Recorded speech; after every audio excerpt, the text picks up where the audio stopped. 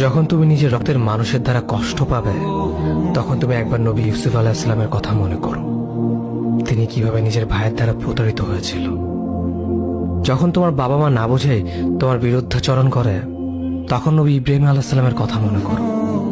তার বাবা তাকে আগুনে নিক্ষেপ করায় ভূমিকা রেখেছিল।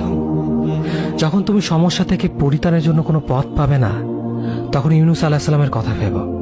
তিনি কতটা সময় তিমি মাছের পেটে আটকা পড়েছিল। যখন তোমার নামে কেউ মিথ্যা অপবাদ ছড়িয়ে দেবে, তখন মা আয়েশা রাদিয়াল্লাহু আনহার কথা মনে করো। তার নামে পুরো শহর জুড়ে কুৎসা রচনা করা হয়েছিল। যখন তুমি অসুস্থ ব্যথার যন্ত্রণায় কাতরাতে থাকো, তখন নবী আইয়ুব আলাইহিস সালামের কথা ভেবো।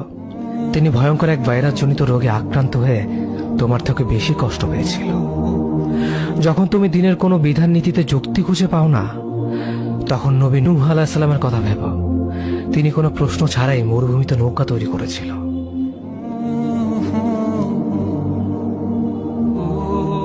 যখন তুমি আত্মীয়স্বজন, পরিবার, বন্ধু বান্ধবের কাছে হাসির পাত্রে পরিণত হও, তখন তুমি শেষ নবী হযরত মুহাম্মদ সাল্লাল্লাহু আলাইহি ওয়াসাল্লামের কথা ভেবো। রাসূল সাল্লাল্লাহু আলাইহি ওয়াসাল্লাম বলেছিলেন, সবচেয়ে বড় পরীক্ষা দিয়ে সব থেকে বড় পুরস্কার আসে। যখন আল্লাহ কাউকে ভালোবাসেন, তখন তাকে পরীক্ষা করেন, এবং যে এই পরীক্ষাগুলো মেনে নেয়, সে আল্লাহর সন্তুষ্টি অর্জন করে। আর যে অভিযোগ করে, সে তার ক্রোধের পাত্র হয়। হে আল্লাহ, তোমার কথা মনে করা, তোমার প্রতি কৃতজ্ঞ হওয়ার এবং তোমার ইবাদত করার তৌফিক আমাদের দান করো। আমিন। যেভাবে তুমি সন্তুষ্ট হও, সেভাবেই আমাদের পরিচালিত করো।